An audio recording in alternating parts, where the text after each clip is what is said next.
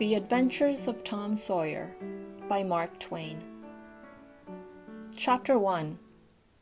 Tom? No answer. Tom? No answer. What's gone with that boy, I wonder? You, Tom? No answer. The old lady pulled her spectacles down and looked over them about the room. Then she put them up and looked out under them. She seldom or never looked through them, for so small a thing as a boy, they were her state pair, the pride of her heart, and were built for style, not service. She could have seen through a pair of stove lids just as well. She looked perplexed for a moment, and then said, not fiercely, but still loud enough for the furniture to hear, "Well, I lay if I get hold of you, I'll—" She did not finish, for by this time she was bending down and punching under the bed with the broom, and so she needed breath to punctuate the punches with. She resurrected nothing but the cat. I never did see the beat of that boy. She went to the open door, and stood in it, and looked out among the tomato vines and jimson weeds that constituted the garden. No Tom. So she lifted up her voice at an angle calculated for distance, and shouted, "You! Tom!" There was a slight noise behind her, and she turned just in time to seize a small boy by the slack of his roundabout and arrest his flight. "There! I might have thought of that closet. What you been doing in there?" "Nothing." "Nothing? Look at your hands, and look at your mouth. What is that truck?" "I don't know, Aunt." "Well, I know. It's jam, that's what it is. 40 times I've said if you didn't let that jam alone I'd skin you. Hand me that switch." The switch hovered in the air. The peril was desperate. "My! Look behind you, Aunt." The old lady whirled round and snatched her skirts out of danger. The lad fled on the instant, scrambled up the high board fence, and disappeared over it. His Aunt Polly stood surprised a moment, and then broke into a gentle laugh. "Hang the boy, can't I never learn anything? Ain't he played me tricks enough like that for me to be looking out for him by this time? But old fools is the biggest fools there is. Can't learn an old dog new tricks, as the saying is. But my goodness, he never plays them alike 2 days, and how is a body to know what's coming? He appears to know just how long he can torment me before I get my dander up, and he knows if he can make out to put me off for a minute or make me laugh, it's all down again and I can't hit him a lick. I ain't doing my duty by that boy, and that's the Lord's truth, goodness knows. Spare the rod and spile the child, as the good book says. I'm a-laying up sin and suffering for us both, I know. He's full of the old scratch, but laws o' me, he's my own dead sister's boy, poor thing, and I ain't got the heart to lash him somehow. Every time I let him off, my conscience does hurt me so, and every time I hit him, my old heart most breaks. Well, a well, man that is born of woman is of few days and full of trouble, as the Scripture says, and I reckon it's so. He'll play hooky this evening, and I'll just be obliged to make him work tomorrow to punish him. It's mighty hard to make him work Saturdays when all the boys is having holiday, but he hates work more than he hates anything else, and I've got to do some of my duty by him, or I'll be the ruination of the child." Tom did play hooky, and he had a very good time. He got back home barely in season to help Jim, the small colored boy, saw next day's wood and split the kindlings before supper. At least, he was there in time to tell his adventures to Jim while Jim did 3/4 of the work. Tom's younger brother, or rather half-brother, Sid, was already through with his part of the work, picking up chips, for he was a quiet boy and had no adventurous, troublesome ways. While Tom was eating his supper and stealing sugar as opportunity offered, Aunt Polly asked him questions that were full of guile and very deep, for she wanted to trap him into damaging revealments. Like many other simple-hearted souls, it was her pet vanity to believe she was endowed with a talent for dark and mysterious diplomacy, and she loved to contemplate her most transparent devices as marvels of low cunning. Said she, "Tom, it was middling warm in school, warn't it?" "Yes'm." "Powerful warm, warn't it?" "Yes'm." "Didn't you want to go in a-swimming, Tom?" A bit of a scare shot through Tom, a touch of uncomfortable suspicion.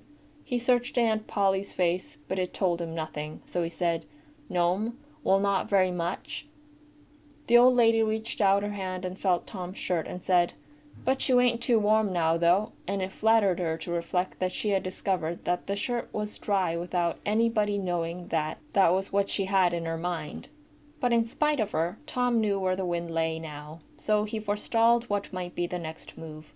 Some of us pumped on our heads. Mine's damp yet, see? Aunt Polly was vexed to think she had overlooked that bit of circumstantial evidence and missed a trick. Then she had a new inspiration. Tom, you didn't have to undo your shirt collar where I sewed it to pump on your head, did you? Unbutton your jacket. The trouble vanished out of Tom's face. He opened his jacket. His shirt collar was securely sewed. Bother. Well, go along with you. I'd made sure you'd played hooky and been a-swimming. But I forgive you, Tom. I reckon you're a kind of a singed cat, as the saying is. Better'n you look. This time. She was half sorry her sagacity had miscarried, and half glad that Tom had stumbled into obedient conduct for once. But Sidney said, Well now, if I didn't think you sewed his collar with white thread, but it's black. Why, I did sew it with white. Tom! But Tom did not wait for the rest. As he went out at the door, he said, Siddy, I'll lick you for that. In a safe place, Tom examined 2 large needles which were thrust into the lapels of his jacket and had thread bound about them. One needle carried white thread and the other black. He said, She'd never noticed if it hadn't been for Sid. Confound it. Sometimes she sews it with white, and sometimes she sews it with black. I wish to Gemini she'd stick to one or the other. I can't keep the run of 'em. But I bet you I'll lamb Sid for that. I'll learn him. He was not the model boy of the village. He knew the model boy very well, though, and loathed him.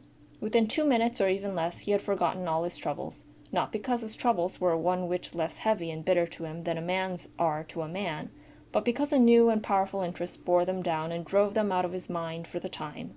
Just as men's misfortunes are forgotten in the excitement of new enterprises.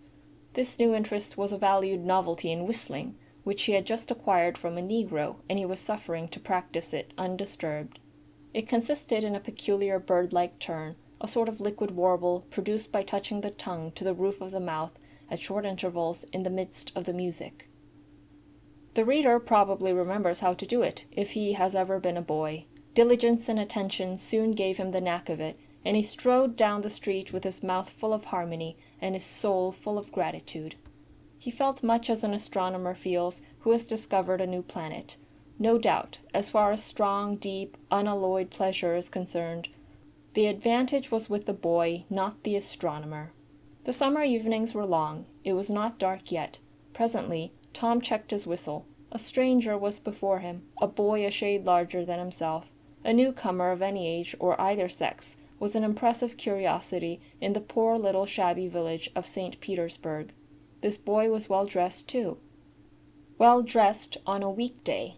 This was simply astounding. His cap was a dainty thing, his close-buttoned blue cloth roundabout was new and natty, and so were his pantaloons. He had shoes on, and it was only Friday.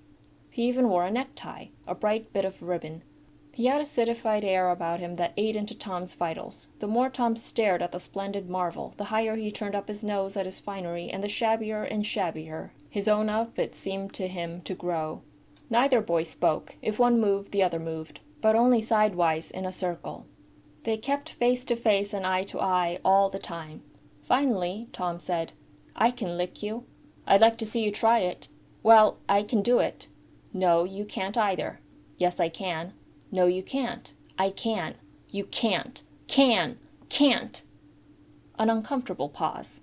Then Tom said, What's your name? 'Tisn't any of your business, maybe. Well, I allow I'll make it my business. Well, why don't you? If you say much, I will. Much. There now. Oh, you think you're mighty smart, don't you? I could lick you with one hand tied behind me if I wanted to.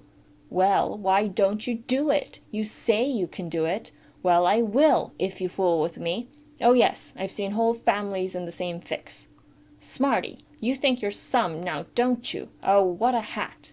You can lump that hat if you don't like it. I dare you to knock it off, and anybody that'll take a dare will suck eggs. You're a liar. You're another. You're a fighting liar and doesn't take it up. Ah, take a walk. Say, if you give me much more of your sass, I'll take and bounce a rock off in your head. Oh, of course you will. Well, I will. Well, why don't you do it then? What do you keep saying you will for? Why don't you do it? It's because you're afraid. I ain't afraid. You are. I ain't. You are. Another pause, and more eyeing and sidling around each other. Presently they were shoulder to shoulder. Tom said, "Get away from here. Go away yourself." "I won't." "I won't either." So they stood, each with a foot placed at an angle as a brace, and both shoving with might and main, and glowering at each other with hate. But neither could get an advantage. After struggling till both were hot and flushed, each relaxed his strain with watchful caution, and Tom said, "You're a coward and a pup. I'll tell my big brother on you, and he can thrash you with his little finger, and I'll make him do it too. What do I care for your big brother? I've got a brother that's bigger than he is, and what's more, he can throw him over the fence too." Both brothers were imaginary. "That's a lie." "Your saying so don't make it so." Tom drew a line in the dust with his big toe and said, "I dare you to step over that, and I'll lick you till you can't stand up. Anybody that'll take a dare will steal sheep." The new boy stepped over promptly and said, "Now, you said you'd do it, now let's see you do it." "Don't you crowd me now, you better look out." "Well, you said you'd do it, why don't you do it?" "By jingo, for 2 cents I will do it." The new boy took 2 broad coppers out of his pocket and held them out with derision. Tom struck them to the ground. In an instant both boys were rolling and tumbling in the dirt, gripped together like cats. And for the space of a minute they tugged and tore at each other's hair and clothes, punched and scratched each other's nose, and covered themselves with dust and glory. Presently the confusion took form, and through the fog of battle Tom appeared, seated astride the new boy, and pounding him with his fists. "Holler 'nuff," said he. The boy only struggled to free himself. He was crying, mainly from rage. "Holler 'nuff," and the pounding went on. At last the stranger got out a smothered "nuff," and Tom led him up and said, "Now that'll learn you. Better look out who you're fooling with next time." The new boy went off brushing the dust from his clothes, sobbing, snuffling, and occasionally looking back and shaking his head, and threatening what he would do to Tom the next time he caught him out. To which Tom responded with jeers, and started off in high feather, and as soon as his back was turned the new boy snatched up a stone, threw it, and hit him between the shoulders, and then turned tail and ran like an antelope. Tom chased the traitor home, and thus found out where he lived. He then held a position at the gate for some time, daring the enemy to come outside, but the enemy only made faces at him through the window, and declined. At last the enemy's mother appeared, and called Tom a bad, vicious, vulgar child, and ordered him away. So he went away, but he said he loathed to lay for that boy. He got home pretty late that night, and when he climbed cautiously in at the window, he uncovered an ambuscade in the person of his aunt, and when she saw the state his clothes were in, her resolution to turn his Saturday holiday into captivity at hard labor became adamantine in its firmness.